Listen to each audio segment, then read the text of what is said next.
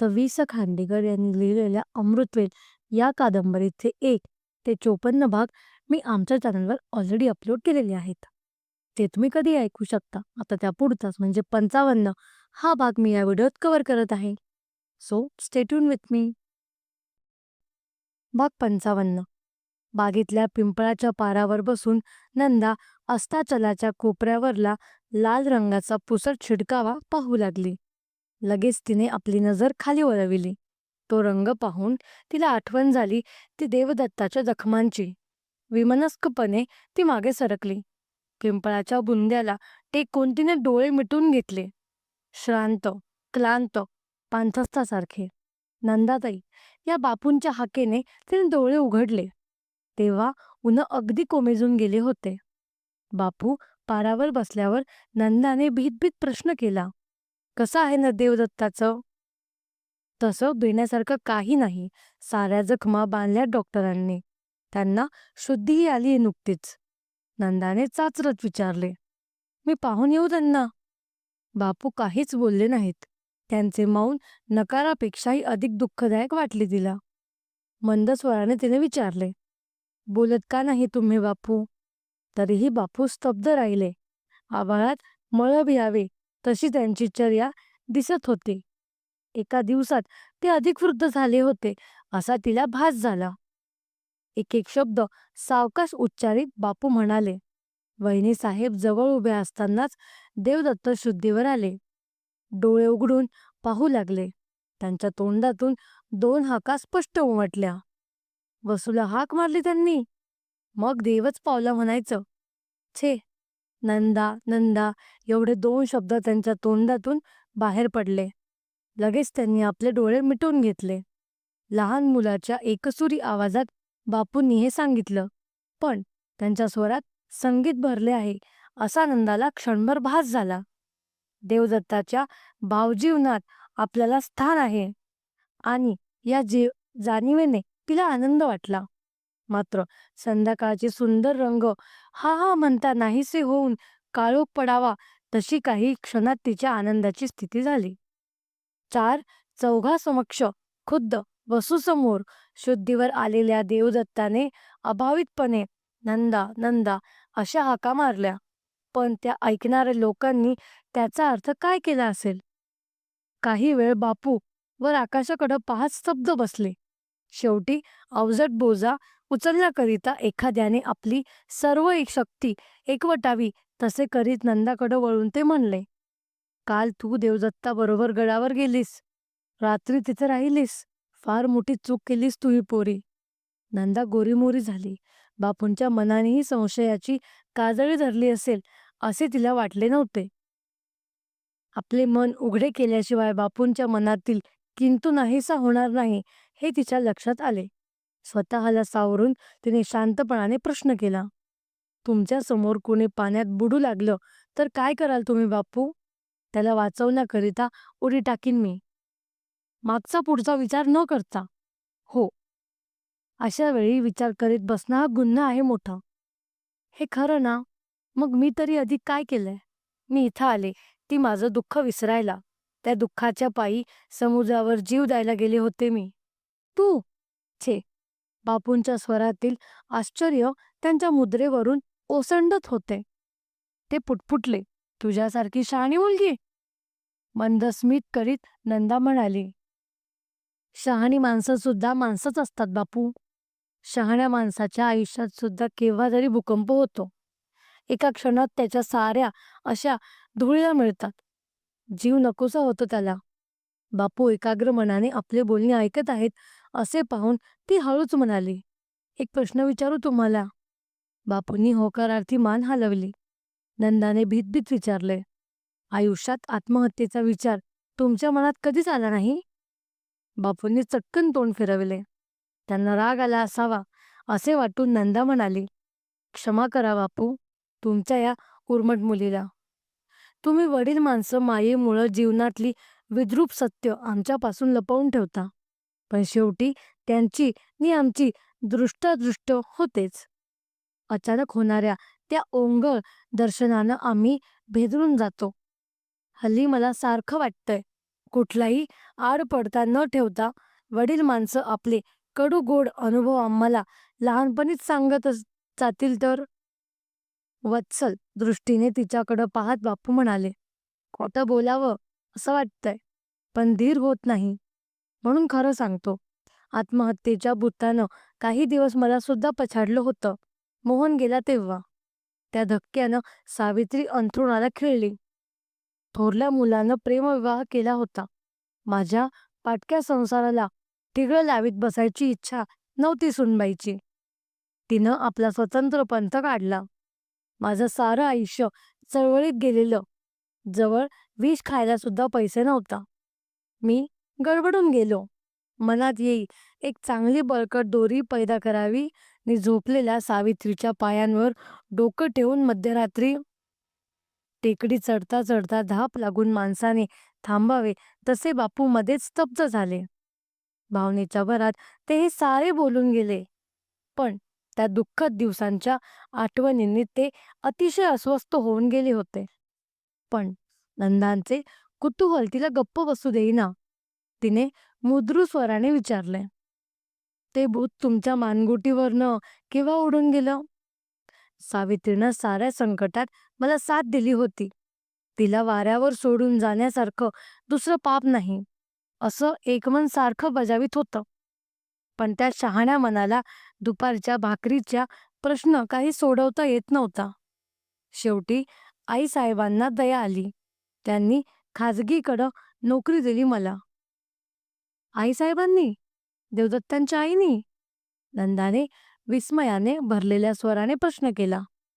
तिचे मन गोंधळून स्वतःशीच म्हणत होते, एका कुलटेनं या अश्राप माणसाला मदत करण्यासाठी आपला हात पुढं करावा आणि पापानं लडबडलेल्या तिच्या हाताचा आधार या पुण्यशील माणसानं घ्यावा.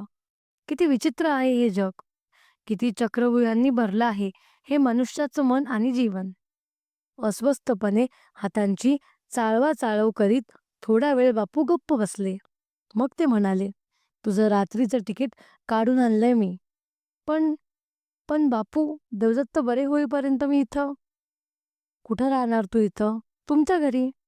आवंडा गिळून बापू म्हणाले, एरवी मी आनंदानं तुला घरी बोलावलं असतं, पण म्हणजे तुम्हालाही माझा संशय येतोय.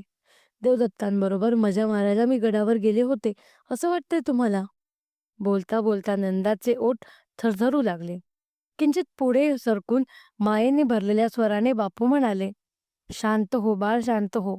मला काय वाटतंय त्याला इथं काडीची किंमत नाही. वहिनीसाहेब आहेत हेकट आणि तापट. त्या तशा नसत्या तर देवदत्त सुद्धा इतके भडकले नसते.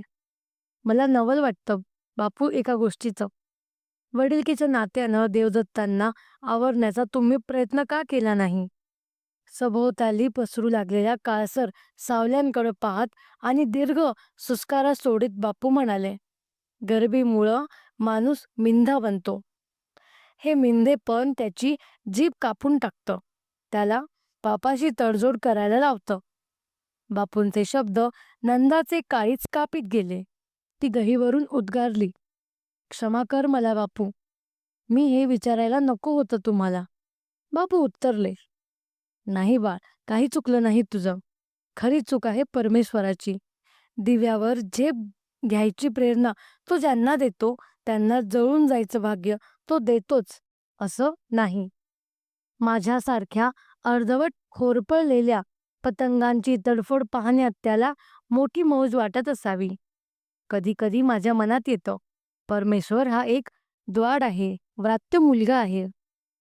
या शेवटच्या शब्दांना ते स्वतःच हसले. मग नंदाकडं वळून ते म्हणाले, रागवू नकोस. एक प्रश्न विचारतो तुला. तुझं देवदत्तांवर प्रेम आहे? बापूंकडून असल्या रोखठोक प्रश्नाची अपेक्षा नंदाने केली नव्हती. काही क्षण ती गोंधळून गेली.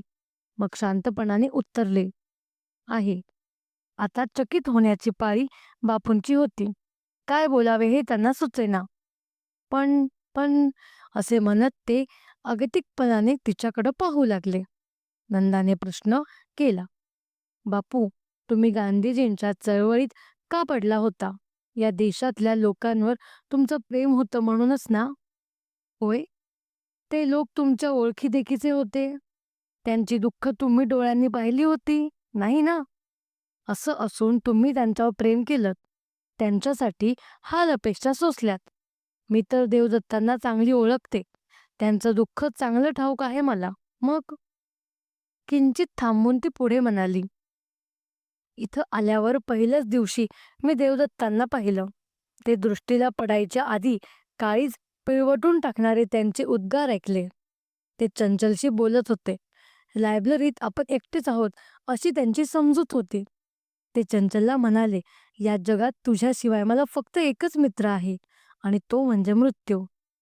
बापू दचकून उद्गारले, "देवदत्तांच्या मनात आत्महत्येचा विचार घोळतोय."